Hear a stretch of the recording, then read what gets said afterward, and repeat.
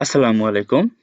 আশা করছি আল্লাহর রহমতে আপনারা সবাই অনেক ভালো আছেন। তো বন্ধুরা আজকে আপনাদের জন্য আরেকটি নতুন জব সার্কুলার নিয়ে হাজির হলাম। এখানে আপনি কোন পদে আবেদন করতে পারবেন, কোন জেলা থেকে আবেদন করতে পারবেন, কোন জেলা থেকে আবেদন করতে পারবেন না, বয়স সীমা, পদের সংখ্যা, প্রয়োজনীয় শিক্ষাগত যোগ্যতা, কত তারিখ থেকে কত তারিখ পর্যন্ত আবেদন করতে পারবেন, সবকিছুই থাকছে আজকে আমার এই ভিডিওতে। সবাই ধৈর্য ধরে ভিডিওটি দেখতে থাকুন। তো বন্ধুরা এখানে যেখান থেকে আবেদনপত্রটি বা নিয়োগ বিজ্ঞপ্তিটি প্রকাশ করা হয়েছে পরিবেশ, বন ও জলবায়ু পরিবর্তন মন্ত্রণালয় প্রশাসন এক শাখা থেকে। তো এখানে যে পরিবেশ, বন ও জলবায়ু পরিবর্তন মন্ত্রণালয় নিম্নবর্তীণ পদসমূহে সরাসরি নিয়োগের জন্য বাংলাদেশী নাগরিকের নিকট হতে প্রত্যেক পদের পার্শ্বে উল্লেখিত শর্ত সাপেক্ষে অনলাইনের মাধ্যমে ওয়েবসাইটে আবেদন করার জন্য দরখাস্ত করা হলো বা আহ্বান করা হলো। তো বন্ধুরা এখানে মোট ৪ টি ক্যাটেগরিতে লোক নিবে। তো এখানে ১ম পদের নাম বেতন স্কেল হচ্ছে ৬০ মুদ্রাক্ষরিক কাম কম্পিউটার অপারেটর। এখানে বেতন স্কেল ধরা হচ্ছে ১১,০০০ থেকে ২৬,৫৯০ টাকা।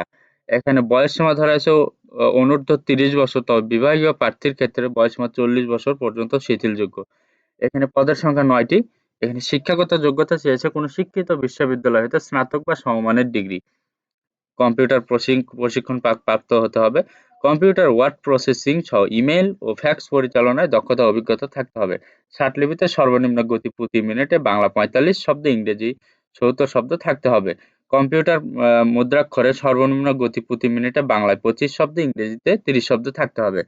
এখানে যে সকল জেলা থেকে আবেদন করতে পারবেন: মানিকগঞ্জ, ফরিদপুর, গোপালগঞ্জ, নেত্রকোনা, ব্রাহ্মণবাড়িয়া, কুমিল্লা, সিরাজগঞ্জ, রংপুর, যশোর, নড়াইল, বরিশাল, ভোলা, ঝালকাঠি, পিরোজপুর, বরগুনা, পটুয়াখালী জেলা ব্যতীত সকল জেলার নাগরিক আবেদন করতে পারবেন।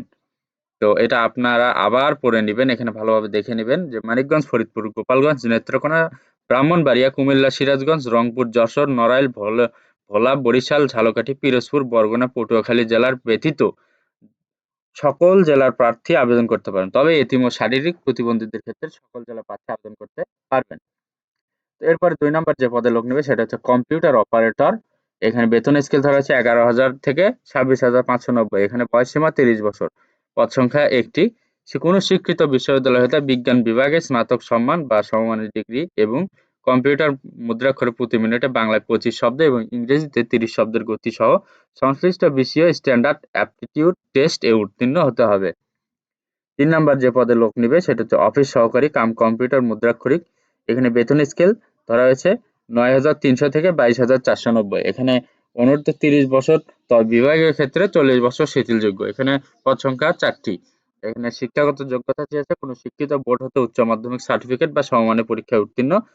এরপরে কম্পিউটার প্রশিক্ষণ প্রাপ্ত হতে হবে। কম্পিউটারে ওয়ার্ড প্রসেসিং সহ ইমেইল ও ফ্যাক্স পরিচালনার দক্ষতা ও অভিজ্ঞতা থাকতে হবে। এরপর এখানে ৪ নাম্বার যে ক্যাটেগরিতে লোক নিবে এটা হচ্ছে অফিস সহায়ক। এখানে বেতন স্কেল ধরা হয়েছে ৮,২৫০ থেকে ২০,০১০ টাকা পর্যন্ত। এখানে বয়স ধরা হয়েছে ১৮ থেকে ৩০ এর ভেতর। পদের সংখ্যা এখানে ১২ টি। এখানে আপনার যে শিক্ষাগত যোগ্যতা চেয়েছে কোনো শিক্ষিত বোর্ড হতে মাধ্যমিক স্কুল সার্টিফিকেট বা সমমানের পরীক্ষায় উত্তীর্ণ হলেই হবে। এখানে যে সকল জেলা থেকে আপনারা আবেদন করতে পারবেন, এখানে তো বলাই হলো কোন জেলা থেকে আবেদন করতে পারবেন, কোন জেলা থেকে আবেদন করতে পারবেন না। তো আপনারা সেইভাবে করে নিয়ে আবেদন করবেন। তো বন্ধুরা আপনাদেরকে এখন দেখাবো আপনারা অনলাইনের মাধ্যমে এখানে কিভাবে আবেদন করতে পারবেন। তো আমি একটু নিচের দিকে যাই, এখানে দেখেন অনলাইনে আবেদনপত্র ফর্ম পূরণ সংক্রান্ত নিয়মাবলী দেওয়া আছে।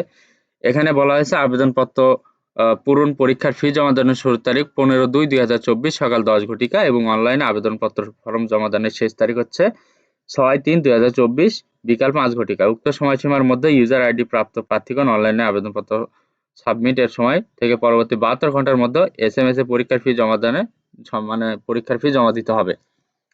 তো এখানে পরীক্ষার ফি কত টাকা এখানে দেওয়াই আছে। এই যে এখানে দেখেন যে ১১২ টাকা আপনাকে ফি বাবদ দিতে হবে টেলিটক নাম্বারের মাধ্যমে। দেওয়ার পরে আপনি এই যে এভাবে একটা এসএমএস দিবেন তাদেরকে, তারা আপনাকে একটা ইউজার আইডি পাসওয়ার্ড দিবে। ইউজার আইডি পাসওয়ার্ড দিয়ে আপনি অ্যাডমিট কার্ড প্রিন্ট করে বা অ্যাডমিট কার্ড বের করে নেবেন। নেওয়ার পরে আপনি পরীক্ষায় অংশগ্রহণ করতে পারবেন। তো পরীক্ষায় আপনারা মানে কি নিয়ে যাইতে হবে, কিভাবে পরীক্ষা হবে সবকিছুই দেওয়া আছে। আপনারা দেখে নেবেন, সেই হিসাবে আপনারা পরীক্ষা দেবেন।